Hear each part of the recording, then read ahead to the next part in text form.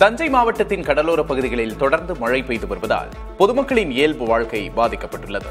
டிட்வா புயல் எச்சரிக்கையின் காரணமாக சேதுபாசத்திரம், மல்லிப்பட்டினம் உட்பட மீனவ கிராமங்களைச் சேர்ந்தவர்கள் கடந்த 12 நாட்களுக்கும் மேலாக மீன்பிடிக்க கடலுக்கு செல்லவில்லை.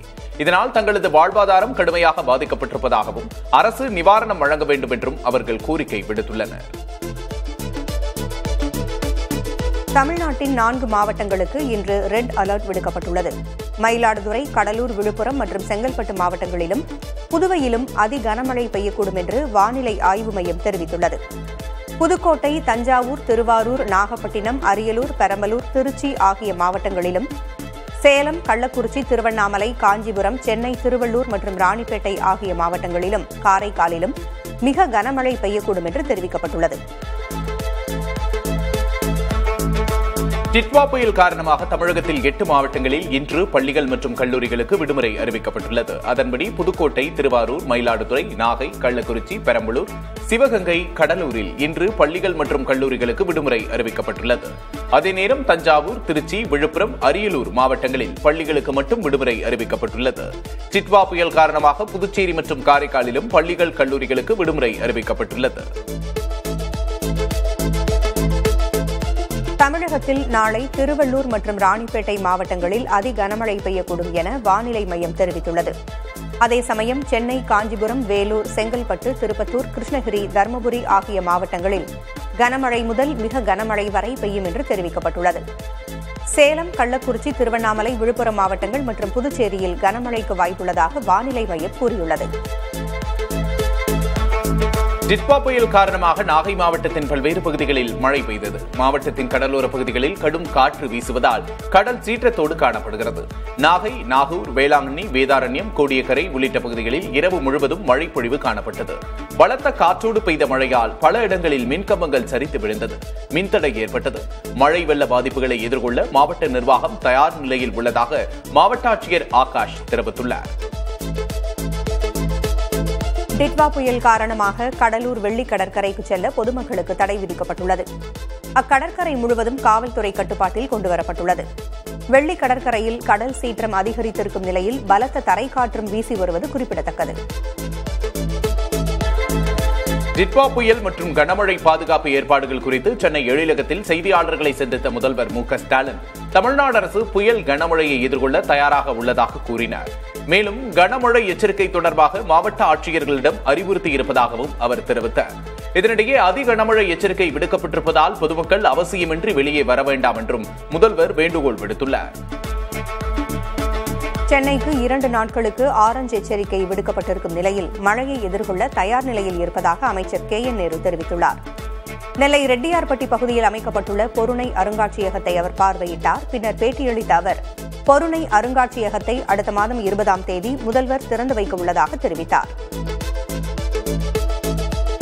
வடகிழக்கு பருவமழையால் தருமபுரி மாவட்டம் அரூர் அருகே உள்ள சித்தேரி மலை அடிவாரத்தில் கட்டப்பட்டுள்ள வள்ளிமதுரை அணை முழு கொள்ளளவை எட்டியுள்ளது. இதனால் அணையிலிருந்து உபரி நீர் வரட்டாற்றில் வெளியேறுவது ரம்மியமாக காட்சியளிக்கிறது. சுற்றுவட்டார பகுதிகளில் உள்ள மக்கள் அனைவரும் இந்த ரம்மியமான காட்சியை கண்டு ரசித்து வருகின்றனர். கன்னியாகுமரியில் உள்ள திற்பரப்பு அருவியில் சுற்றுலா பயணிகள் குளிப்பதற்கான தடை நீட்டிக்கப்பட்டுள்ளது. தற்போது விட்டுவிட்டு சாரல் மழை பெய்து வருவதால் பேச்சிப்பாறை அணையிலிருந்து உபரி நீர் வெளியேற்றப்பட்டு வருகிறது. இதனால் திற்பரப்பு அருவியில் தண்ணீர் ஆர்ப்பரித்து கொட்டுவதால் சுற்றுலா பயணிகள் குளிக்க விதிக்கப்பட்ட தடை நீடிக்கிறது. இலங்கையில் டிட்வா புயலால் பெய்த தொடர் கனமழையால் பொதுமக்களின் இயல்பு வாழ்க்கை பாதிக்கப்பட்டுள்ளது. பலத்த காற்றோடு பெய்த கனமழையால் பல வீடுகள் இடிந்து சேதமடைந்துள்ளன. தாழ்வான பகுதிகளில் வெள்ளம் சூழ்ந்திருப்பதால் போக்குவரத்து சேவைகள் பாதிக்கப்பட்டன. வெள்ளம் மற்றும் நிலச்சரிவுகளில் சிக்கி உயிரிழந்தோரின் எண்ணிக்கை 80ஆக உயர்ந்துள்ளது. இதற்கிடையே அவசர ஆலோசனையில் ஈடுபட்ட அதிபர் அனுரகுமார திசநாயக்க மீட்புப் பணிகளை துரிதப்படுத்த அதிகாரிகளுக்கு உத்தரவு பிறப்பித்துள்ளார். டிட்வா புயல் இலங்கையை புரட்டி போட்டுள்ளது. கடந்த 2 நாட்களாக இலங்கையில் உள்ள பல மாவட்டங்களில் கனமழை பெய்து வருகிறது. மேலும் பல இடங்களில் நிலச்சரிவும் ஏற்பட்டுள்ளது. திடீரென பெய்த மழையால் தீவு தேசமான இலங்கை வெள்ளத்தில் மிதக்கிறது. குறிப்பாக இலங்கையில் உள்ள 25 மாவட்டங்களில் 20 மாவட்டங்கள் மழை, வெள்ளம், நிலச்சரிவு உள்ளிட்ட இயற்கை பேரிடர்களால் பாதிக்கப்பட்டுள்ளது.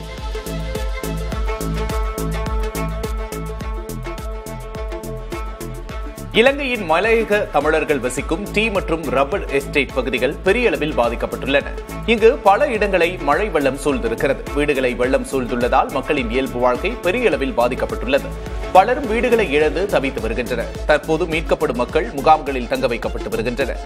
மீட்பு பணியில் இந்தியாவின் விமானம் தாங்கும் போர்க்கப்பல் INS விக்ராந்த் உதவி செய்வதாக இலங்கையின் விமானப்படை தெரிவித்துள்ளது. கோவையில் அமைக்கப்பட்டுள்ள செம்மொழி பூங்கா வெற்று விளம்பரத்திற்காக அவசர கதியில் திறக்கப்பட்டிருப்பதாக அதிமுக பொதுச் செயலர் எடப்பாடி கே பழனிசாமி கண்டனம் தெரிவித்துள்ளார். இது தொடர்பாக அறிக்கை வெளியிட்டிருக்கும் அவர் 204 கோடி ரூபாய் செலவில் கட்டப்பட்டுள்ள செம்மொழி பூங்காவின் பணிகள் 70% மட்டுமே முடிந்துள்ளது. 40 கோடி ரூபாய் கூடுதலாக செலவிட்டும் முழுமை பெறாத இந்த பூங்காவை அவசரமாக திறந்தது ஏன் என்று கேள்வி எழுப்பியுள்ளார். பாமகவின் தலைவராக அன்புமணி ராமதாஸை தொடர்வதாக இந்திய தேர்தல் ஆணையம் தெரிவித்துள்ளது. தங்களிடமுள்ள பதிவுகளின் பாமகவின் தலைவராக அன்புமணியின் பதவிக்காலம் அடுத்த ஆண்டு ஆகஸ்ட் 1ஆம் தேதி வரை இருப்பதாக தெரிவித்துள்ளது. பாமகவின் தலைவர் நான் தான் என ராமதாஸ் கூறினால் அதற்கு கட்சி ரீதியாகவோ அல்லது நீதிமன்றம் மூலமாகவோ தீர்வு காணவும் அறிவுறுத்தப்பட்டுள்ளது. அன்புமணி அளித்த போலி ஆவணங்களை அடிப்படையாக கொண்டு அவரை பாமக தலைவர் என தேர்தல் ஆணையம் உறுதி செய்திருப்பதாக GK மணி குற்றஞ்சாட்டியுள்ளார். இது ஜனநாயக படுகொலை என்று குற்றஞ்சாட்டிய அவர் இந்திய தலைமை தேர்தல் ஆணையத்தை கண்டித்து டெல்லியில் போராட்டம் நடத்தப்போவதாகவும் தெரிவித்தார். மேலும் இந்த விவகாரத்தில் சட்ட ரீதியிலான நடவடிக்கை எடுக்கப்படும் என்றும் கூறினார். கர்நாடக மாநிலம் உடுப்பியில் உள்ள ஸ்ரீ கிருஷ்ணா மடத்திற்கு சென்று லக்ஷகண்ட கீதா பாராயண நிகழ்ச்சியில் பிரதமர் நரேந்திர மோடி பங்கேற்றார். சுமார் 1 லட்சம் பக்தர்கள் சேர்ந்து பாராயணம் செய்த நிகழ்ச்சியில் கலந்து கொண்டதோடு கிருஷ்ணர் கருவறைக்கு எதிரே அமைந்துள்ள ஸ்வர்ண தீர்த்த மண்டபத்தை பிரதமர் மோடி திறந்து வைத்தார். அத்தோடு கனகதாசர் கிருஷ்ணரை தரிசனம் செய்ததாக கூறப்படும் கனகன கிண்டி ஜன்னலுக்கான தங்க கவசத்தையும் பிரதமர் மோடி அர்ப்பணித்தார். தொடர்ந்து மடத்தின் நிர்வாகிகளால் பிரதமர் மோடிக்கு பிரசாதங்கள் வழங்கப்பட்டன. பகவத்கீதையை அடிப்படையாக கொண்டே தனது அரசு வளர்ச்சித் திட்டங்களை செயல்படுத்தி வருவதாக பிரதமர் நரேந்திர மோடி தெரிவித்துள்ளார். உடுப்பியில் நடந்த நிகழ்ச்சியில் உரையாற்றிய அவர் மக்கள் நலனுக்காக பணியாற்ற வேண்டும் என பகவத்கீதையில் கிருஷ்ணர் கூறியுள்ளதாக குறிப்பிட்டார். தொடர்ந்து பேசிய அவர் ஏழை மக்களுக்கு உதவ வேண்டும் என பகவத்கீதையில் கூறப்பட்டுள்ளதை அடிப்படையாக வைத்துத்தான் பிரதமரின் வீடு கட்டும் திட்டம் உள்ளிட்ட திட்டங்கள் வகுக்கப்பட்டதாக தெரிவித்தார்.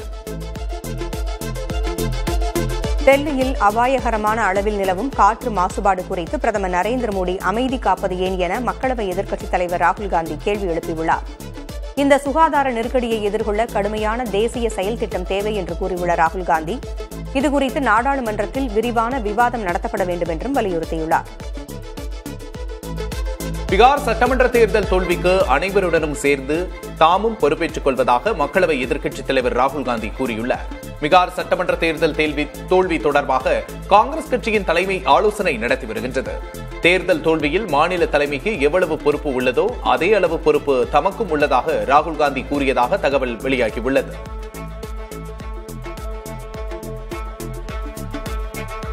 திருவாரூர் மாவட்டம் முத்துப்பேட்டை பகுதிகளில் சம்பா தாழடி சாகுபடி செய்யப்பட்ட விவசாய நிலங்கள் மழை நீரில் மூழ்கி சேதமடைந்தன.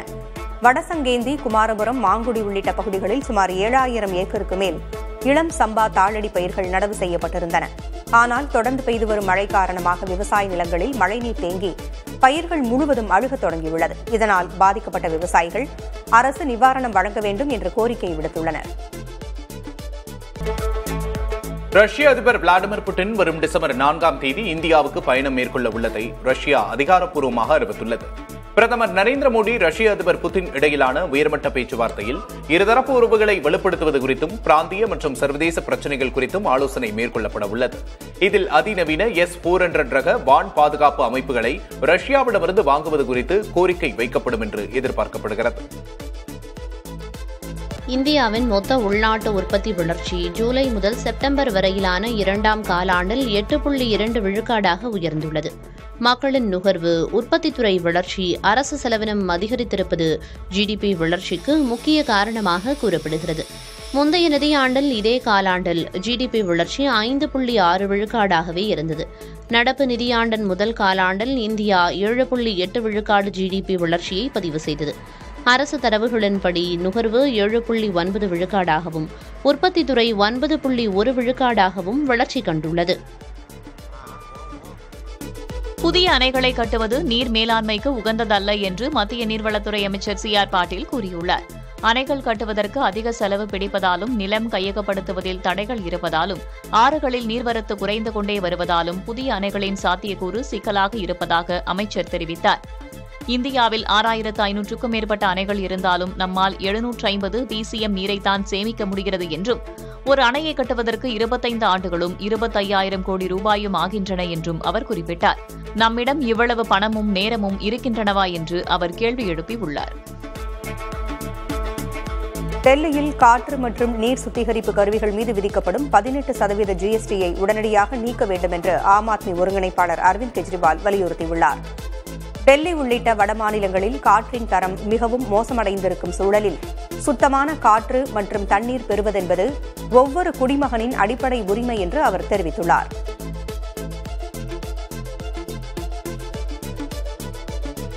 இந்தியா தற்போது அமெரிக்கா, ஐரோப்பிய யூனியன் உட்பட 50க்கும் மேற்பட்ட நாடுகள் மற்றும் கூட்டமைப்புகளுடன் சுதந்திர வர்த்தக ஒப்பந்தங்களுக்காக பேச்சுவார்த்தை நடத்தி வருவதாக மத்திய வர்த்தகம் மற்றும் தொழில்துறை அமைச்சர் பியூஷ் கோயல் தெரிவித்துள்ளார். சமீபத்தில் அமெரிக்கா வரிகளை உயர்த்தியதன் மூலம் உலக வர்த்தகம் பாதிக்கப்பட்ட நிலையில் நம்பகமான வர்த்தக கூட்டாளிகளோடு பொருளாதார உறவுகளை மேம்படுத்த இந்த ஒப்பந்தங்கள் உதவும் என்று அவர் கூறினார். வளைகுடா நாடுகளின் குழுவான ஜிசிசி, நியூசிலாந்து, இஸ்ரேல் போன்ற நாடுகளும் பேச்சுவார்த்தை நடத்த ஆர்வம் காட்டி வருவதாக பியூஷ் கோயல் குறிப்பிட்டுள்ளார். டிசம்பர் மாதத்தில் தாவேகா கூட்டணி வலிமையடையும் என்று அக்கட்சியின் நிர்வாகக் குழு தலைமை ஒருங்கிணைப்பாளர் செங்கோட்டையன் நம்பிக்கை தெரிவித்துள்ளார். தாவேகாவில் இணைந்த பிறகு ஈரோடு திரும்பிய செங்கோட்டையனுக்கு உற்சாக வரவேற்பு அளிக்கப்பட்டது.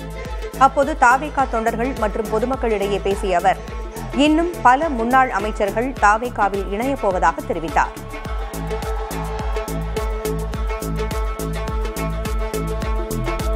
காலை வாரி விடுபவருக்கு பொதுச் செயலாளர் பதவிக்காக, முதலமைச்சர் பதவிக்காக முன்மொழிந்ததாக எடப்பாடி கே. பழனிசாமி பற்றி மறைமுகமாக தாவேகா மாநில நிர்வாகக் குழு தலைமை ஒருங்கிணைப்பாளர் செங்கோட்டையன் விமர்சனம் செய்தார். கோபிச்செட்டிப்பாளையத்தில் மினி வேன் ஒன்றில் ஏறி நின்றபடி செங்கோட்டையன் பேசத் தொடங்கிய போது அவர் விழுந்து விடாதபடி தாவேகா ஈரோடு மாவட்ட செயலாளர் பாலாஜி அவரது காலை பிடித்துக் கொண்டார். அப்போது செங்கோட்டையன், நீங்கள் காலை இழுத்து விடுவீர்களோ, கீழே விழுந்து விடுவேனோ என்று நினைத்ததாக கூறினார். இதனைத் தொடர்ந்து உரையாற்றிய செங்கோட்டையன், காலை இழுத்து விடுபவர் ஞாயிற்றுக்கிழமை என்று கோபிச்செட்டிப்பாளையம் வரப்போகிறார் என்று குறிப்பிட்டார். பாஜக செங்கோட்டையனை ஏமாற்றியிருந்தால் அவர் தாவேகாவிற்கு சென்றிருக்க மாட்டார் என்று தெரிவித்த அமைச்சர் ரகுபதி, செங்கோட்டையன் பாஜகவின் ஸ்லீப்பர் செல் என்று விமர்சித்துள்ளார். அமித்ஷா எப்போது அழைத்தாலும் ஓடுபவர் செங்கோட்டையன் என்றும் அவர் ஏதோ ஒரு காரண காரியத்திற்காகத்தான் தாவேகாவில் இணைந்திருக்கிறார் என்றும் அமைச்சர் ரகுபதி சந்தேகம் எழுப்பியுள்ளார். வரும் சட்டப்பேரவைத் தேர்தலில் திமுகவுக்கு எதிரான கூட்டணியில் பாமக இடம்பெறும் என்று அக்கட்சித் தலைவர் அன்புமணி ராமதாஸ் தெரிவித்துள்ளார். தனது 108 நாட்கள் நடைபயணத்தில் கிடைத்த அனுபவம் தொடர்பாக அன்புமணி செய்தியாளர் சந்திப்பை நடத்தினார். அதில் பேசிய அவர் வெளிநாட்டு தொழில் முதலீடுகள் தொடர்பாக டிஆர்பி ராஜாவின் விவாதத்திற்கு தயார் என்று கூறினார். தமிழ்நாட்டில் 2026 சட்டமன்ற தேர்தலுக்கு பிறகு கூட்டணி ஆட்சி அமைவது உறுதி என்று தேமுதிக பொதுச் செயலர் பிரேமலதா விஜயகாந்த் நம்பிக்கை தெரிவித்துள்ளார். திருப்பூரில் வாக்குச்சாவடி முகவர்களோடு ஆலோசனை நடத்திய பின்னர் செய்தியாளர்களை சந்தித்த அவர் கூட்டணி நிலைப்பாட்டை ஜனவரியில் அறிவிக்க உள்ளதாக கூறினார். டிட்வா புயல் காரணமாக புதுச்சேரி, காரைக்கால் பகுதிகளில் மழை விட்டுவிட்டு பெய்து வருவதோடு கடல் சீற்றத்தோடு காணப்படுகிறது. அதேபோல புதுச்சேரி துறைமுகத்தில் 4ஆம் எண் புயல் எச்சரிக்கை கூண்டு ஏற்றப்பட்டு மீனவர்கள் கடலுக்கு செல்ல வேண்டாம் என்று அறிவுறுத்தப்பட்டுள்ளது. மேலும் புதுச்சேரி மத்திய பல்கலைக்கழக தேர்வுகள் ரத்து செய்யப்பட்டு பள்ளி கல்லூரிகளுக்கும் விடுமுறை அறிவிக்கப்பட்டுள்ளது. காரைக்காலின் திருநள்ளாறு, கோட்டுச்சேரி, நெடுங்காடு உள்ளிட்ட பகுதிகளில் தொடர்ந்து மழை பெய்து வருவது குறிப்பிடத்தக்கது. ராமநாதபுரம் மாவட்டம் தனுஷ்கோடிக்கு செல்வதற்கான தடை 2வது நாளாக நீடிக்கிறது. தனுஷ்கோடி கடற்பகுதியில் வழக்கத்திற்கு மாறாக சூறைக்காற்று வீசுகிறது. இதனால் பொதுமக்களும் சுற்றுலா பயணிகளும் கடற்பகுதிக்கு செல்ல வேண்டாம் என்று அறிவுறுத்தப்பட்டுள்ளனர். நாகை மாவட்டத்தில் விடிய விடிய மழை பெய்து வருகிறது. இதனால் சாலைகளில் தண்ணீர் பெருக்கெடுத்து ஓடியது. கடந்த 22 மணி நேரத்தில் கோடியக்கரையில் 20 சென்டிமீட்டர் மழை பதிவாகியுள்ளது.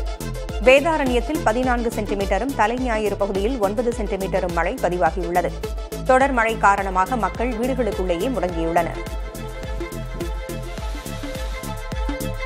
ஏர்பஸ் நிறுவனம் உலகெங்கிலும் உள்ள சுமார் 6000 A320 A320 விமானங்களை அவசரமாக பழுது பார்க்க முடிவு செய்துள்ளது.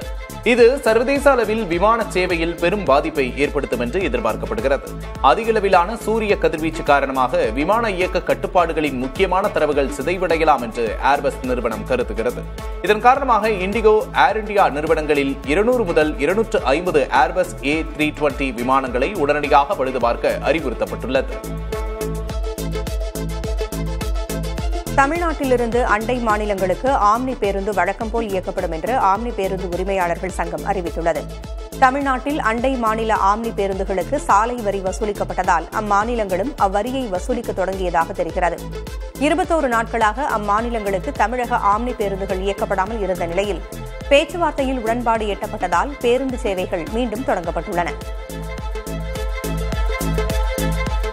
டிட்வா புயல் காரணமாக புதுச்சேரியில் விட்டுவிட்டு மழை பெய்து வருகிறது. கடல் சீற்றம் காரணமாக அலைகள் மிகுந்த வேகத்தில் கரையில் மோதி வருகின்றன. துறைமுகத்தில் 4ஆம் எண் புயல் எச்சரிக்கை கூண்டு ஏற்றப்பட்டுள்ளது. மீனவர்கள் கடலுக்கு செல்ல வேண்டாம் என்று அறிவுறுத்தப்பட்டுள்ளது.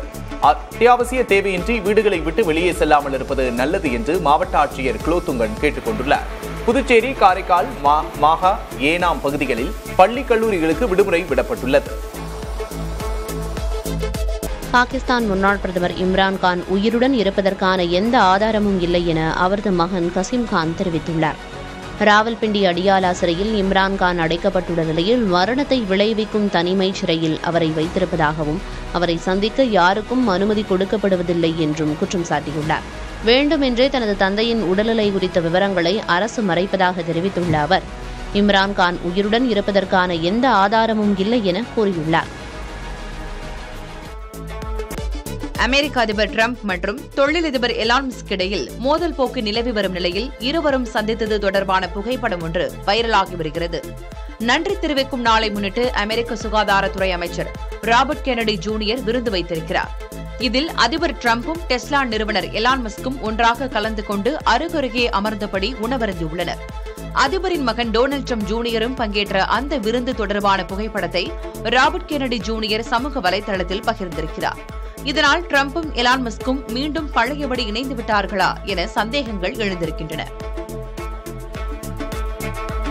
104 வான் சாகச வீரர்கள் ஒன்று சேர்ந்து நட்சத்திர வடிவில் பாராசூட்டுகளோடு நடுவானில் அணிவகுத்தது மெய்சிலிருக்கும் வகையில் அமைந்துள்ளது. அமெரிக்காவின் புளோரிடாவில் நிகழ்த்தப்பட்ட இந்த சாதனை புவியியல் கோட்பாடுகளுக்கு சவால் விடுக்கும் வகையில் பிரமிப்பை ஏற்படுத்தியுள்ளது. ஆசியா, ஆப்பிரிக்கா மற்றும் லத்தீன் அமெரிக்காவில் உள்ள 19 நாடுகளிலிருந்து வரும் குடியேற்றத்தை நிரந்தரமாக நிறுத்தி வைப்பதாக அமெரிக்க அதிபர் டொனால்டு டிரம்ப் அறிவித்துள்ளார். இதுகுறித்து சமூக வலைதளத்தில் அவர் வெளியிட்ட பதிவில், பைடன் ஆட்சியில் அமெரிக்காவில் அனுமதிக்கப்பட்ட அனைவரின் குடியுரிமையும் பரிசீலனைக்கு உட்படுத்தப்படும் என்றும் அதுவரை நிரந்தர குடியுரிமைக்கான கிரீன் கார்டு விண்ணப்பங்கள் நிறுத்தி வைக்கப்படும் என்றும் தெரிவித்துள்ளார். வாஷிங்டன் டிசியில் ஆப்கானிஸ்தானைச் சேர்ந்த ஒருவர் தேசிய பாதுகாப்பு படை வீரர்களை சுட்டுக் கொன்ற சம்பவம் அதிர்வலைகளை ஏற்படுத்திய நிலையில் இந்த நடவடிக்கையை தற்போது எடுத்துள்ளார். துனிசியாவில் ஆளுங்கட்சிக்கு எதிரானவர்களுக்கு 45 ஆண்டுகள் சிறை தண்டனை விதிக்கப்பட்டுள்ளது. மொத்தம் 40 பேருக்கு சிறை தண்டனை விதித்து அந்நாட்டு நீதிமன்றம் உத்தரவிட்டுள்ளது. இதில் அந்நாட்டு எதிர்க்கட்சியினர், ஆளும் கட்சியினர், விமர்சகர்கள், பத்திரிகையாளர்கள் உள்ளிட்டோர் அடங்குவர். துனிசிய அதிபர் கைஸ் சையதின் ஆட்சியை கவிழ்க்க முயன்றதாக அவர்கள் மீது குற்றம் சாட்டப்பட்டிருப்பது குறிப்பிடத்தக்கது.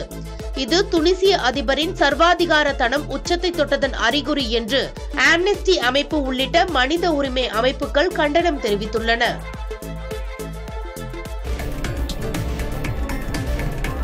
குஜராத் மேசானா மாவட்டத்தில் திடீர் மாரடைப்பு காரணமாக வாக்காளர் பட்டியல் சிறப்பு தீவிர திருத்த பணியில் ஈடுபட்டிருந்த வாக்குச்சாவடி நிலை அலுவலர் உயிரிழந்தார். சுதாசனா கிராமத்தில் உள்ள அரசு பள்ளி தலைமை ஆசிரியரான 50 வயதுடைய தினேஷ்குமார் ராவல் சிறப்பு தீவிர திருத்த பணியில் ஈடுபட்டிருந்த போது உடல்நலக்குறைவு காரணமாக இறந்தார். குடும்பத்தினரும் சக பணியாளர்களும் தேர்தல் ஆணைய நெருக்கடியும் பணிச்சுமையும் தான் அவரது உயிரிழப்பிற்கு காரணம் என குற்றம் சாட்டியுள்ளனர். தேர்தல் ஆணையத்தின் திட்டமிடப்படாத எஸ்ஐஆர் பணி காரணமாக நாடு முழுவதும் 10க்கும் மேற்பட்ட பிஎல்ஓக்கள் இறந்திருப்பதாக எதிர்க்கட்சிகள் குற்றம் சாட்டியுள்ளன. விதிகளை மீறி இயக்கப்பட்டதாக பறிமுதல் செய்யப்பட்ட வாகனங்கள் சிவகங்கை ஆயுதப்படை மைதானத்தில் டிரைவ் சேஃப் வடிவில் வைக்கப்பட்டிருந்தது மக்கள் மத்தியில் விழிப்புணர்வை ஏற்படுத்தியது. சிவகங்கை மாவட்டத்தில் அக்டோபர் மாதம் 27ஆம் தேதி மாமன்னர் மருதுபாண்டியர் நினைவு நாள், 30ஆம் தேதி தேவர் குரு பூஜை ஆகியவற்றின் போது காவல்துறையினரின் கட்டுப்பாடுகளை மீறி செயல்பட்டதாக 68 வழக்குகள் பதிவு செய்யப்பட்டு 46 வாகனங்கள் பறிமுதல் செய்யப்பட்டன. இந்நிலையில் பாதுகாப்பாக வாகனங்கள் ஓட்டுவதன் முக்கியத்துவத்தை வலியுறுத்த பறிமுதல் செய்யப்பட்ட வாகனங்கள் சிவகங்கை ஆயுதப்படை மைதானத்தில் டிரைவ் சேஃப் எனும் வடிவத்தில் அடுக்கி வைக்கப்பட்டு விழிப்புணர்வு ஏற்படுத்தப்பட்டது.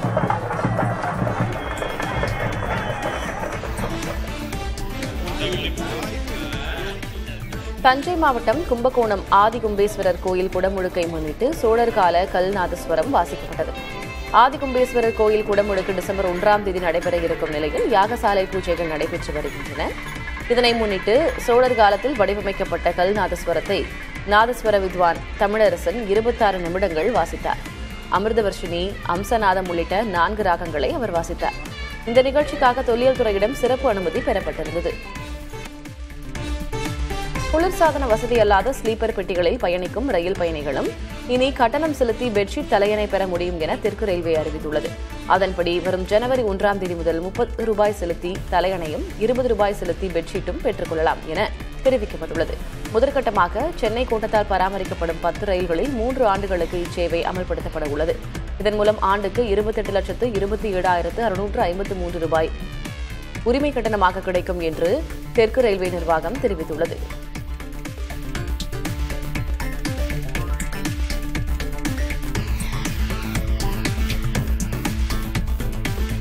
சீட் பெல்ட் அணியாமல் காரில் வேகமாக பயணித்த மத்திய போக்குவரத்து துறை அமைச்சர் நிதின் கட்கரியை நெட்டிசன்கள் கடுமையாக விமர்சித்து வருகின்றனர். வதோரா மும்பை இடையே புதிதாக அமைக்கப்பட்ட விரைவு சாலையை ஆய்வு செய்த நிதின் கட்கரி சாலையின் தரம் குறித்து பரிசோதிப்பதற்காக தனது காரில் அதிவேகமாக பயணித்தார். மணிக்கு சுமார் 140 கிலோமீட்டர் வேகத்தில் காரில் பயணிக்கும் வீடியோவையும் அவர் தனது ட்விட்டர் பக்கத்தில் பதிவிட்டிருந்தார். இதையடுத்து பொதுமக்களுக்கு மட்டும்தான் சட்டமா, அமைச்சருக்கு இல்லையா, சீட் பெல்ட் எங்கே என அடுக்கடுக்கான கேள்வி கணைகளால் நிதின் கட்கரியை நெட்டிசன்கள் துளைத்தெடுத்து வருகின்றனர். சமூக வலைதளங்களில் தம்மை பற்றி உருவக்கேலி செய்வதாகவும் இழிவுபடுத்துவதாகவும் சௌரவ் கங்குலி மனைவி டோனா கங்குலி கொல்கத்தா போலீசில் புகார் தெரிவித்துள்ளார். இதுகுறித்து தகூர் காவல் நிலையத்தில் அவர் அளித்துள்ள புகாரில் குறிப்பிட்ட முகநூல் பக்கம் ஒன்றில் தாம் கொல்கத்தா சர்வதேச சினிமா விழாவில் பங்கேற்று நடனமாடியது குறித்து தொடர்ச்சியாக இழிவுபடுத்தும் விஷயங்களை பதிவேற்றம் செய்வதாக குறிப்பிட்டுள்ளார். அவரது புகாரை அடுத்து அடையாளம் தெரியாத நபர்களுக்கு எதிராக காவல்துறையினர் வழக்கு பதிவு செய்துள்ளனர். டோனா கங்குலி குறிப்பிடத்தக்க ஒடிய நடன கலைஞர் ஆவார்.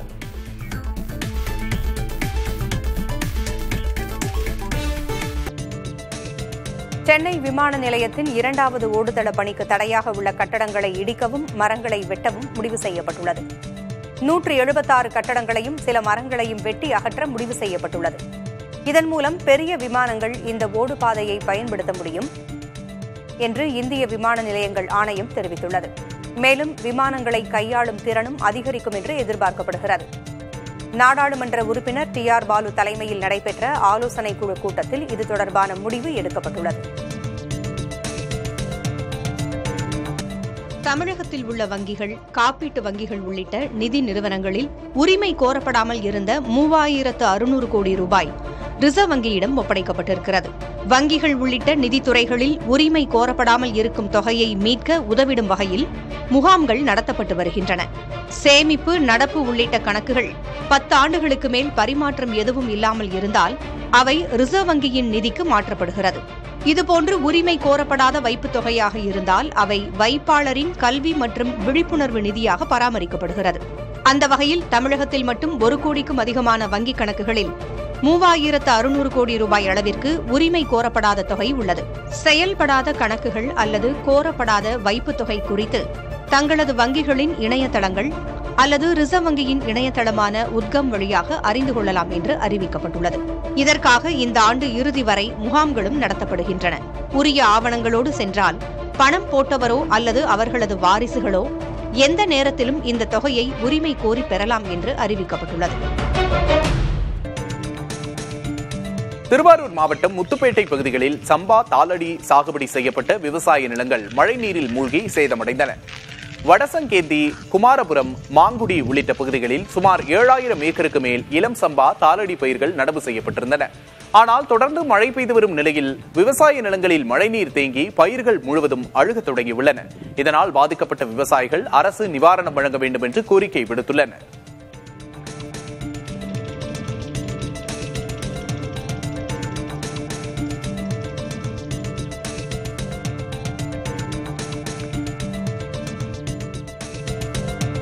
கடலூர் மாவட்டத்தில் தொடர்ந்து பெய்த மழையால் 20க்கும் மேற்பட்ட கிராமங்களில் சுமார் 22,000 ஏக்கரில் மக்காச்சோளம் நீரில் மூழ்கியுள்ளது. ஏற்கனவே படைப்புழு தாக்குதலால் அவதியுற்ற நிலையில் கடந்த 10 நாட்களுக்கும் மேலாக பெய்த தொடர் மழையால் நிலைமை மோசமாகியுள்ளது. தற்போது பூத்து கதிர்வரும் தருவாயில் விளைநிலங்களில் தண்ணீர் தேங்கி வடியாததால் பயிர்கள் அழுகி போயுள்ளன. இதுகுறித்து ஆய்வு செய்து வருவதாக வேளாண் துறை இணை இயக்குநர் தெரிவித்துள்ளார்.